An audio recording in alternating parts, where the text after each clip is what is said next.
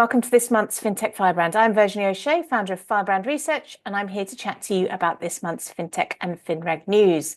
Now, September is always busy from the FinReg front as the regulators come back from their summer breaks, and there's always a hive of activity within the European realm and also in the US. Actually, the US did not let up over the summer break. We've had plenty of change over the summer, and we're heading into autumn with even more change ahead, or fall as they call it. We've seen a lot of different initiatives launched by the SEC and the CFTC in the US over recent months related to their focus on tokenization and digital assets. As I mentioned in a previous episode, we've seen the US Presidential Working Group's recommendations around boosting innovation related to the DLT adoption. And that's all part of President Trump's focus on becoming the crypto capital of the world in the US. Certainly, that's an interesting dynamic. We're seeing a much more collaboration and cooperation between the SEC and CFTC, which has not been present as much over recent years. We have seen them over recent years fighting about who is in charge or the primary regulator for digital assets. It now seems that they are, despite the fact they're both quite short-handed at the moment, the CFTC, especially with only one commissioner in place, they are collaborating together on this topic in particular. On the subject of collaboration, we've also seen some interesting international initiatives. Earlier this month, again, Rachel Reeves, the Chancellor of the Exchequer in the UK, had a meeting, a high-profile meeting with the US Treasury Secretary Scott Bessent, and they have established a partnership to drive innovation and growth in global markets. So I guess that's part of a task force under both ministries, a US-UK task force that's going to be working on regulatory cooperation, making sure that we're on the same page, particularly around the topic of crypto. So it'll be interesting to see how the UK adapts or adopts some of the things that have been going on in the US. And now more widely, we are seeing some interesting dynamics. Obviously, there's going to be some sandboxes set up.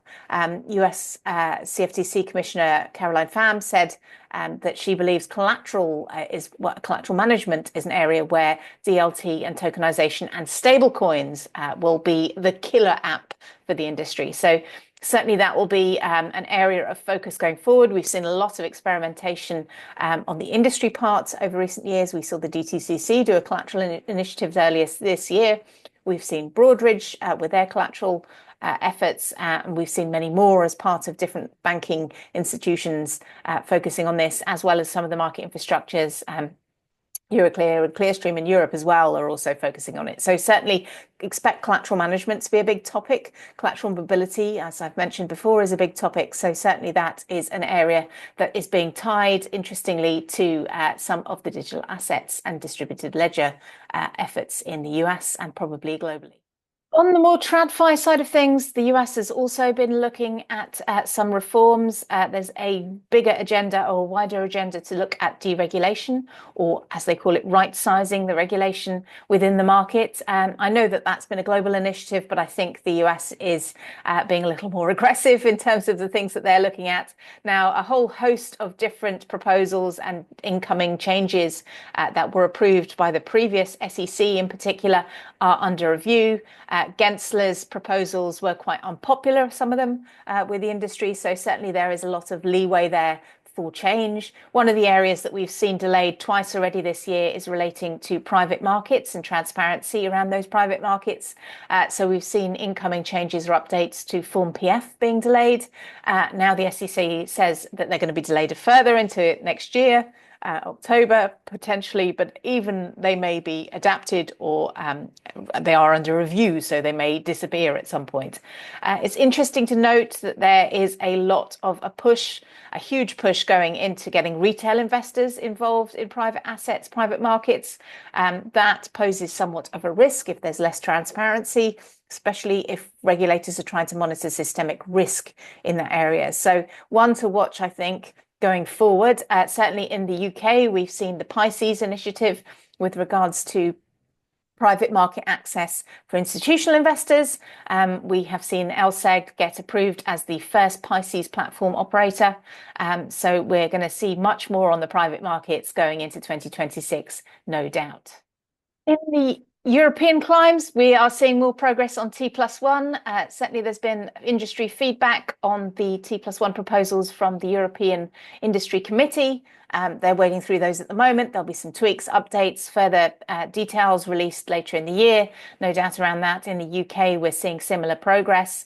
And we've also now heard a bit more from the Switzerland front. We have a communication this month around the action plan that they're putting out there with the post-trade working group. So certainly there is progress going on there. It will no doubt be a key topic across all of the upcoming industry conferences. Now, for my final thoughts, we've got a lot of industry conferences in the autumn, and Firebrand Research will be out and about chatting about a whole host of different topics in a range of different countries.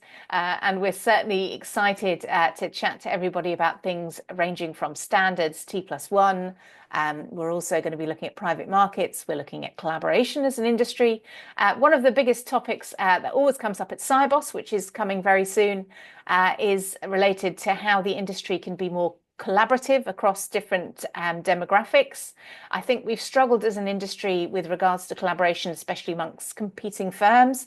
I believe it was coined a few Siboses back, but co-opetition kept coming up as a topic, how to compete and collaborate across the industry in a better format. Certainly, Swift itself is an example of collaboration that works, but that was something that was set up a very, very long time ago now, thinking about it.